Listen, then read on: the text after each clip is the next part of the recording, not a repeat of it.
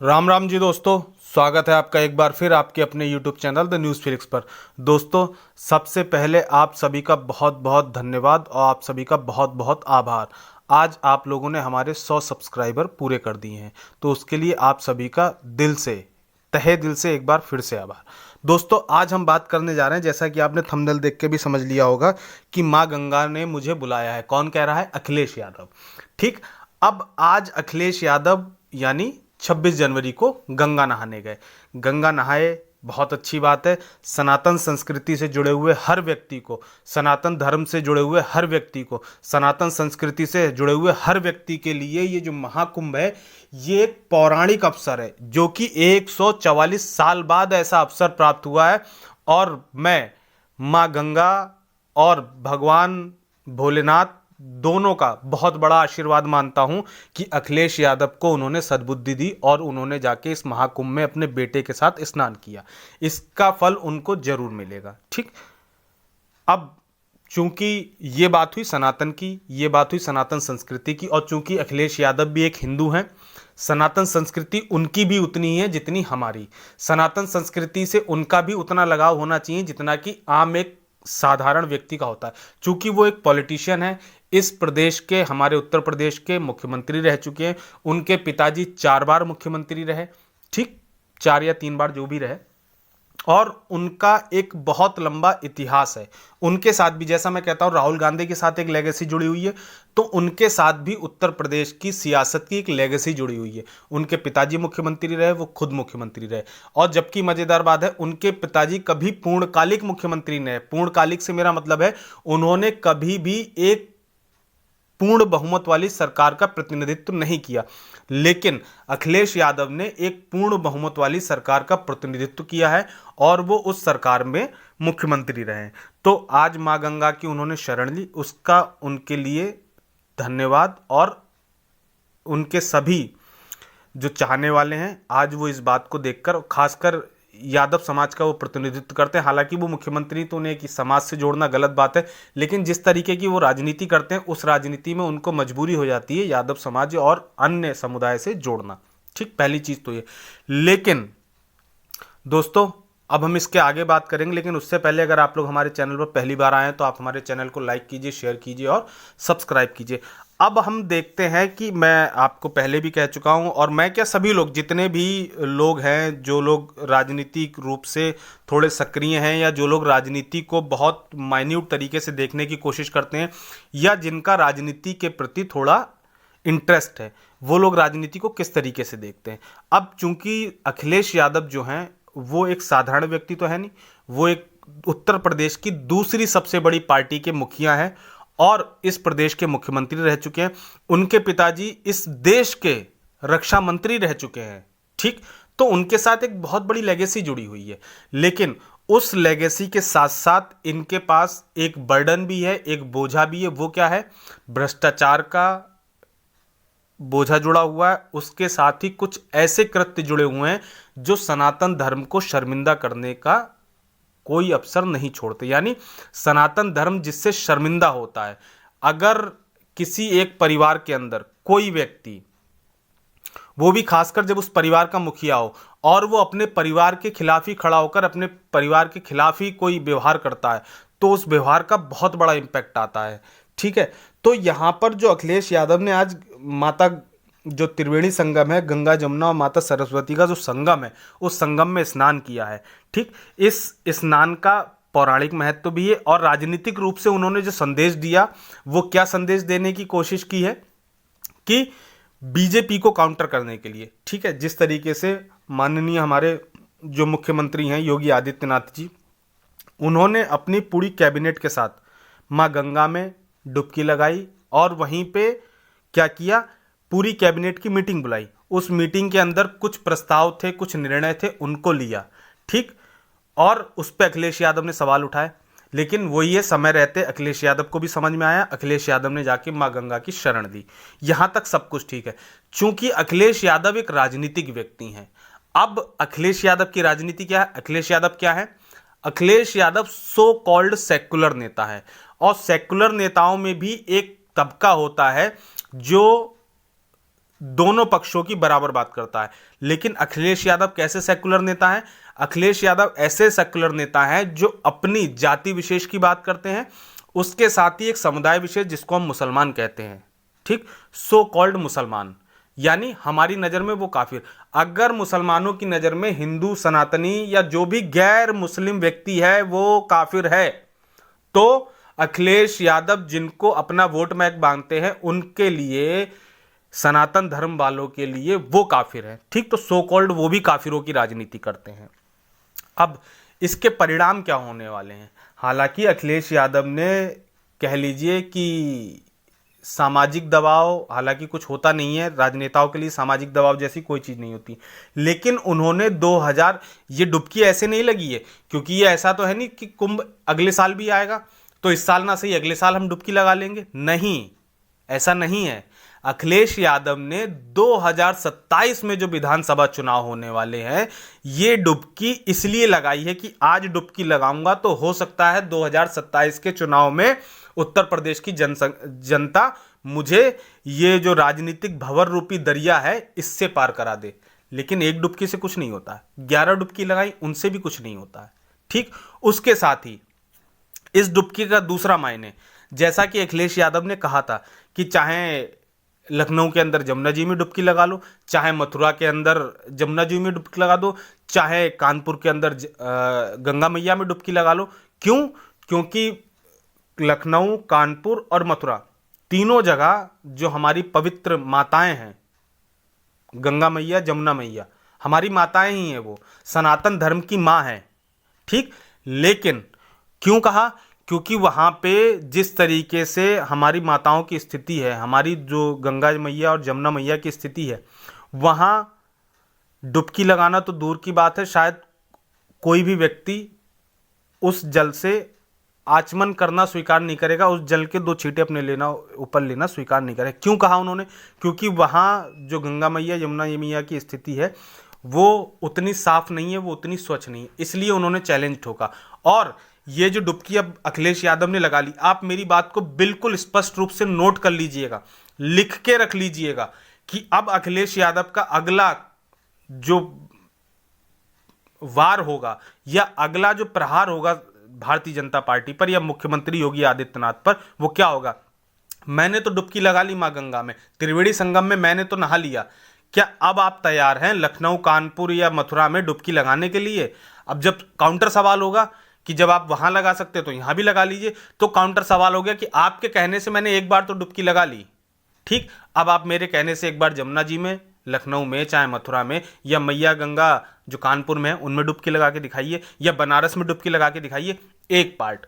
दूसरा पार्ट, ये अखिलेश यादव का काउंटर पार्ट है जो मैंने आपको बताया। अब उसका दूसरा हम आगे की बात करते हैं। अखिलेश यादव ने, हालांकि सनातनी होने के नाते उन्होंने डुबकी लगाई, उसमें किसी को शंका नहीं होनी चाहिए, लेकिन ये डुबकी, फिर मैं कह रहा हूं, आप मेरी बात को नोट कर लीजिएगा, मेरी से मतलब यह है, मैं कोई इतना बड़ा ना तो भविष्यदर्शी हूं, ना त्रिकालदर्शी हूं, ना ही भविष्य का आकलन कोई कर सकता है, तो मेरी क्या हैसियत है, ठीक है। लेकिन फिर भी ये जो गंगा मैया में अखिलेश यादव ने डुबकी लगाई है, ठीक, इसका प्रभाव उन पे क्या पड़ने वाला है? आने वाले जो 2027 के विधानसभा चुनाव हैं उनमें अखिलेश यादव को इस डुबकी का क्या परिणाम मिलेगा? एक चीज। दूसरी चीज, अभी मिल्कीपुर विधानसभा उपचुनाव बकाया है, उस मिल्कीपुर विधानसभा उपचुनाव में अखिलेश यादव की इस डुबकी का क्या उन्हें नतीजा मिलेगा? पहला नतीजा ये है, अखिलेश यादव ने जो डुबकी लगाई है, इस डुबकी का परिणाम उनको ये मिलने वाला है कि ये मिल्कीपुर सीट उनके हाथ से जाने वाली। हालांकि ये मैं बार बार कई बार कह चुका हूं, फिर कह रहा हूं, ये मिल्कीपुर विधानसभा सीट उनके हाथ से जाने वाली है, एक चीज। दूसरी चीज, 2027 के लोकसभा चुनाव के लिए अखिलेश यादव ने कांग्रेस पार्टी के लिए एक बहुत बड़ा हाईवे तैयार कर दिया है, ठीक। ये आप सभी को पता है कि 2027 के विधानसभा चुनाव में अखिलेश यादव और कांग्रेस का गठबंधन की स्थिति केवल 1% है। वो सामाजिक जो परिदृश्य बने या जो सामाजिक एक पूरा प्रोस्पेक्ट बने उसके आधार पे, अन्यथा कोई हालात नहीं है, कोई रास्ता नहीं है, कोई शर्त नहीं है, कोई नियम नहीं है कि अखिलेश यादव के बीच और राहुल गांधी के बीच सीटों को लेकर आपस में तालमेल बैठ सके। क्योंकि जिस तरीके से राहुल गांधी ने दिल्ली के अंदर ये ऐलान किया कि हम अकेले ही लड़ेंगे, और ये ऐलान राहुल गांधी का नहीं है, पहली बात तो मैं आपको बता दूं, ये ऐलान राहुल गांधी का नहीं है, ये जो दिल्ली के अंदर जो दिल्ली प्रदेश की कांग्रेस कमेटी है उसका निर्णय है। उनका कहना है कि अगर हर बार हम क्षेत्रीय दलों को थाली में सजाकर सीटें देते रहेंगे तो हमारे पास क्या बचेगा। तो वही स्थिति अब उत्तर प्रदेश के 2027 लोकसभा विधान, माफ कीजिएगा बार बार लोकसभा आता है, विधानसभा चुनाव में भी होने वाली है। अखिलेश यादव ने जिस तरीके से लोकसभा चुनाव में प्रदर्शन किया, हालांकि वो प्रदर्शन अखिलेश यादव का नहीं था, लेकिन फिर भी क्योंकि जीते अखिलेश यादव हैं, सबसे ज्यादा सांसद उनके हैं, तो मान के चलते हैं जो प्रदर्शन लोकसभा में अखिलेश यादव की पार्टी ने किया, उससे पहले 2022 के विधानसभा चुनाव में जिस तरीके से समाजवादी पार्टी ने प्रदर्शन किया, उस प्रदर्शन के आधार पर उत्तर प्रदेश के अंदर लोकसभा हो या विधानसभा के प्रतिनिधित्व के अनुसार समाजवादी पार्टी दूसरी सबसे बड़ी पार्टी है। ठीक, तो जाहिर सी बात है जब 2027 का विधानसभा चुनाव होगा तो अखिलेश यादव चूंकि बड़े स्तर के और एक बड़े जनाधार का प्रतिनिधित्व कर रहे हैं तो वो उस हिसाब से सीटें लेंगे। और वहीं जब कांग्रेस के साथ आएगी तो कांग्रेस को ये हो सकता है 100 सीटें ऑफर करें, जबकि मैं ज्यादा बोल रहा हूं, 25% होती हैं 100 का मतलब, 25% भी नहीं देंगे, तो 50 या 60 सीटें ऑफर करें, और 50 और 60 सीटों पे कांग्रेस लड़ने वाली नहीं है। तो अगर कांग्रेस, चूंकि ये जो गंगा स्नान है अखिलेश यादव का, ये कांग्रेस पार्टी को याद रहेगा, कांग्रेस पार्टी याद रखेगी, कांग्रेस पार्टी भूलने वालों में से नहीं है। ठीक, कांग्रेस पार्टी याद रखेगी, और इसी मुद्दे को लेकर कांग्रेस पार्टी 2027 के विधानसभा चुनावों में पदार्पण करेगी। मेरी बात को आप नोट कर लीजिएगा, कोरी कलम से नोट कर लीजिएगा, कागज पे नोट कर लीजिएगा। ठीक, कि ये जो अखिलेश यादव की डुबकी है, ये उनके राजनीतिक जो कैरियर है, फिलहाल 2027 के चुनाव के परिप्रेक्ष्य में मैं बात कर रहा हूं, आगे भविष्य क्या होगा वो उसके लिए बंसीवाला जाने, भगवान जाने और मां गंगा स्वयं जाने कि वो उनके पापों को धोती हैं और उनको किस तरीके से तारती हैं, उनको किस तरीके से पुण्य लाभ देती हैं। ठीक, लेकिन जो उनका एक दूसरा कोर वोट बैंक है जिसको हम मुसलमान कहते हैं, उसको अखिलेश यादव की डुबकी समझ में नहीं आई। और अभी तो आज तो अखिलेश यादव ने, मतलब 26 तारीख को अखिलेश यादव ने डुबकी लगाई है, अभी तो इसके अनुरूप प्रतिक्रियाएं आना बाकी हैं, और जिनमें सो कॉल्ड सबसे पहली प्रतिक्रिया, अगर मैं गलत नहीं हूं तो सबसे पहली प्रतिक्रिया आएगी ओवैसी के पास से। ठीक, कांग्रेस उतनी जल्दी प्रतिक्रिया नहीं देगी क्योंकि कांग्रेस को भी हिंदू वोट बैंक साधना है, लेकिन पहली प्रतिक्रिया किससे आएगी? ओवैसी से आएगी। क्यों? क्योंकि ओवैसी को भी उत्तर प्रदेश में अपनी जमीन मजबूत करनी है। और मैं आपको पहले ही बता चुका हूं कि मुसलमान का वोटिंग पैटर्न क्या रहता है, मुसलमान हमेशा इस हिसाब से वोट करता है कि कौन व्यक्ति उसके हक की बात कर रहा है, भले ही कोई मुसलमान ही चुनाव क्यों ना लड़ रहा हो, अगर वो उनका पक्ष उठाने में संभव नहीं है तो मुसलमान ऐसे हिंदू को जिता देगा जो उनकी बात कर रहा है। इसीलिए ओवैसी, जिनका राजनीतिक अस्तित्व तो कहीं नहीं है, ठीक, सिवाय आंध्र प्रदेश और तेलंगाना के, उसके अलावा भी उत्तर प्रदेश के अंदर अगर बात करें तो जो नगर निकाय के चुनाव होते हैं, जहां पार्षद चुने जाते हैं, ठीक, वहां ओवैसी के पास लगभग 150 पार्षद हैं पूरे उत्तर प्रदेश के अंदर। तो यह छोटी बात नहीं है। किसी ऐसी पार्टी जो बिल्कुल घोर दक्षिण की हो और उसका घोर उत्तर में जमीन तैयार हो रही हो, तो सबसे पहला विरोध कौन करेगा? ओवैसी, क्योंकि ओवैसी को उत्तर प्रदेश के अंदर अपने लिए जमीन तलाशनी है।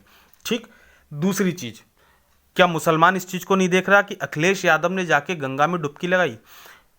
2022 में माफ कीजिएगा 22 जनवरी 2024 को रामलला की हमारे यहाँ प्राण प्रतिष्ठा हुई थी। भव्य राम मंदिर बना। हमारे जो रामलला हैं वो अपने भव्य नव्य दिव्य मंदिर में विराजे। अखिलेश यादव ने न्योता ठुकराया। ठीक, मुसलमान बहुत खुश था और उसका नतीजा था कि 2024 के लोकसभा चुनाव में मुसलमान ने कांग्रेस और सपा के गठबंधन को प्रचंड रूप से वोट किया, यानी 100% वोट किया। एक आध वोट इधर उधर जाने को मैं नहीं मानता, लेकिन 100% वोट किया। जो लोग कहते हैं कि 10% वोट बीजेपी को आया, मैं उसको भी नहीं मानता। 100% वोट किया। अगर 100% वोट ना किया होता तो 43 सीटें लाना असंभव था। एक चीज। अब आते हैं अगली उस पे। रामलला का मंदिर की लड़ाई कब से लड़ा रहे थे हम? 500 साल से। मंदिर बना, ठीक, चुनाव हुआ। उत्तर प्रदेश में जहां रामलला का मंदिर बना वहां बीजेपी की क्या हालत हुई, किसी से छुपी नहीं है। मिल्कीपुर विधानसभा उसी अयोध्या का प्रतिनिधित्व करती है, ठीक। उसमें भी जिस तरीके से वहां के जो फैजाबाद के सांसद है, जिसको आजकल अयोध्या लोकसभा बोला जाता है, अवधेश प्रसाद, वो जीत कर आए। तो समाजवादी पार्टी कांग्रेस ने एक नैरेटिव नया गढ़ने की कोशिश की, एक नया नैरेटिव तैयार करने की कोशिश की कि हमने अयोध्या जीत ली, और इस तरीके से गढ़ने की, इस तरीके से उसको फैलाने की, इस तरीके से उसको समझाने की लोगों को कोशिश की कि हमने राम को जीत लिया। माफ करना, यहाँ पे मैं आप सभी अपने श्रोतागणों से और अपने जो मेरे श्रोतागण हैं, जो मेरे इस वीडियो को सुनते हैं, मेरे वीडियोस को देखते हैं, जो मेरे व्यूअर हैं, उन सभी से क्षमा मांगता हूं कि मेरा मकसद यहाँ पे मैं सिर्फ वो बात कोट कर रहा हूं। हालांकि मैं सपने में भी नहीं सोच सकता इस बात को कि हमारे प्रभु श्री राम के अलावा अयोध्या का कोई राजा हो सकता है। लेकिन यहाँ पर मैं 2024 के लोकसभा का जो नैरेटिव है उसको उठा रहा हूं, उसके संदर्भ में बात कर रहा हूं कि ये दिखाने की कोशिश की गई कि हमने अयोध्या जीत ली, यानी हमने राजा राम को जीत लिया। अरे राजा राम को तो रावण नहीं जीत पाया, तो तुम क्या चीज हो, ठीक। लेकिन वो नैरेटिव कामयाब हो गया, मान लेते हैं। मिल्कीपुर विधानसभा भी उसका रिजल्ट दे देगी। हालांकि विधानसभा चुनाव और लोकसभा चुनाव अलग होता है, लेकिन जो 2024 का लोकसभा चुनाव था उसमें भी जो मिल्कीपुर विधानसभा थी, या जिसको अयोध्या विधानसभा कहते हैं, वो भाजपा जीती हुई थी। लेकिन वो लोकसभा चुनाव अवधेश प्रसाद जीते, कोई बात नहीं है, वो इतना बड़ा इशू नहीं है। तो क्या मुसलमान इस चीज को नहीं देख रहा है? तो 2027 में अखिलेश यादव को ये बहुत बड़ा झटका लगने वाला है, ठीक। हालांकि अभी से भविष्यवाणी करना या कोई भी बात कहना, क्योंकि काल के गाल में क्या छुपा है ये कोई नहीं बता सकता। आने वाला भविष्य कैसा होगा ये कोई नहीं बता सकता। लेकिन जो मौजूदा परिप्रेक्ष्य है, जिस तरीके की मौजूदा परिस्थितियां हैं, हम लोग केवल उनके आधार पर आकलन कर सकते हैं। तो अखिलेश यादव, ये वही अखिलेश यादव है जिन्होंने राम मंदिर के आंदोलन के दौरान जब बाबरी विध्वंस हुआ तो कार सेवकों पर गोलियां चलवाई थी। ये कोई भूला तो नहीं था, कोई हिंदू नहीं भूला था। जिसको वाकई सनातन संस्कृति का दर्द है, जो वाकई अपनी पौराणिक संस्कृति को मानता है, क्या वो हिंदू भूल सकता है कि मुलायम सिंह यादव ने 1992 में कार सेवकों पर गोलियां चलवाई थी? सरयू के जो धारा है, जल धारा, उसको रक्त रंजित कर दिया था। पूरी सरयू लाल हो चुकी थी। कितनी लाशें सरयू में बह के कहां से कहां पहुंची उनका कुछ पता है? नहीं पता है। कोई सनातनी नहीं भूलेगा, कोई हिंदू नहीं भूलेगा। लेकिन फिर भी फैजाबाद लोकसभा सीट जीत गए अवधेश प्रसाद, समाजवादी पार्टी के नेता। और आपको एक चीज बता दें, जो विधानसभा मिल्कीपुर है, ये कभी भी बीजेपी की रही नहीं। हमेशा वहां ज्यादातर समाजवादी पार्टी के नेता ही जीते। तो रही बात अगर हम अपनी बुद्धिमत्ता की, या अपने विवेक की, या अपनी स्मरण शक्ति की बात करें, तो ये कोई बहुत पुरानी बात तो हो नहीं गई। बाबरी विध्वंस अयोध्या में ही हुआ था, फिर भी वहां से समाजवादी पार्टी जीतती रही। उसके बाद ही मुलायम सिंह यादव को तमगा मिला था, मुल्ला मुलायम सिंह यादव। तो क्या ये भूला जा सकता है? नहीं। लेकिन उसके बाद भी समाजवादी पार्टी जीतती रही, तो इसका मतलब हमारी स्मरण शक्ति कमजोर थी। लेकिन वो तब थी, अब नहीं है। अब ना स्मरण शक्ति कमजोर है और ना विवेक कमजोर है। तो ये जो डुबकी अखिलेश यादव ने लगाई है, इसका परिणाम 2027 में क्या होगा, ये तो काल के गाल में समाया हुआ है, भविष्य के गर्त में छुपा हुआ है, भविष्य के गर्भ में छुपा हुआ है। इसको भविष्य ही बताएगा कि आने वाला भविष्य क्या होगा। लेकिन मुसलमान ने क्यों समर्थन किया था? क्योंकि अखिलेश यादव ने राम मंदिर का न्योता ठुकराया, और आज तक ना तो अखिलेश यादव और ना ही अवधेश प्रसाद राम मंदिर में प्रभु श्री राम के चरणों में, श्री चरणों में मत्था टेकने गए हैं। लेकिन अखिलेश यादव ने यहां एक चैलेंज पर, योगी जी के एक बार कहने पर, त्रिवेणी संगम में डुबकी लगाई है। तो मैं बस आपको यह बताना चाहता हूं, यह समझाना चाहता हूं कि इससे जो मुसलमान वोटर है उसमें क्या संदेश गया है। संदेश यह गया है कि कहीं ना कहीं अखिलेश यादव मुसलमानों से अपना भरोसा खो रहे हैं। अखिलेश यादव भी नए सिरे से हिंदुत्व में अपने नए वोटरों की तलाश कर रहे हैं। ठीक, अब चूंकि 2024 के लोकसभा चुनाव में ये तो पूरी जो देश है या पूरा प्रदेश है उसको ये ज्ञात हो गया था कि पूरा मुसलमान कम्युनिटी जो है वो कांग्रेस के साथ खड़ी है, तो अखिलेश यादव ने भी इसीलिए उस मुसलमान वोट ना कट जाए इसलिए समझौता किया था। लेकिन अब ये जो प्रयागराज कुंभ में, महाकुंभ में अखिलेश यादव ने जो आस्था की डुबकी लगाई है, ये आस्था अखिलेश यादव पे कितनी भारी पड़ेगी और इस आस्था का परिणाम कांग्रेस पार्टी को क्या मिलने वाला है। कांग्रेस पार्टी के तो दोनों हाथों में एक तरीके से अखिलेश यादव ने लड्डू दे दिया, और आज कांग्रेस पार्टी अखिलेश यादव के इस कृत्य से, यानी उनकी तो आस्था है, मैं अखिलेश यादव की आस्था पे सवाल अभी नहीं उठा रहा हूं, आज जो उन्होंने डुबकी लगाई मैं उनकी आस्था पे सवाल नहीं उठा रहा हूं, लेकिन उनकी यही आस्था उनकी राजनीतिक एक, क्या कहते हैं जिसको, रुकावट वो बनने वाली है। क्यों? क्योंकि उन्होंने या उनके पिताजी ने हमेशा से मुस्लिम यादव राजनीति की है, और मुस्लिम यादव राजनीति के चलते ही वो और उनके पिताजी मुख्यमंत्री बनते रहे। लेकिन ये जो डुबकी है, ये जो आस्था के संगम में उन्होंने डुबकी लगाई है, ये डुबकी उनको कहीं ना कहीं उत्तर प्रदेश के विधानसभा 2027 के चुनावों में एक झटका देने वाली है। पहला झटका भी मिल्कीपुर में ही लगेगा, उसके अलावा कांग्रेस, उसको इन्होंने एक स्ट्रांग हैंड दे दिया है। कांग्रेस के लिए इन्होंने उत्तर प्रदेश के अंदर बहुत बड़ा एक हाईवे जो बंद था उसकी चाबी दे दी कांग्रेस पार्टी के हाथ में कुंभ नहा के, कि ये दिखाकर कि देखो मुसलमानों की असली हितैषी केवल कांग्रेस है, उसके अलावा कोई नहीं। अखिलेश यादव भी हिंदू राजनीति करने वाले नेताओं की श्रेणी में ही शामिल हो रहे हैं। वो सो कॉल्ड सेकुलर हैं, सो कॉल्ड मुसलमानों की राजनीति करते हैं, लेकिन तब भी वो एक है तो हिंदू ही। तो ये जो आज 2025 में अखिलेश यादव ने महाकुंभ में डुबकी लगाई है, इसका नतीजा उनको 2027 में मिलेगा।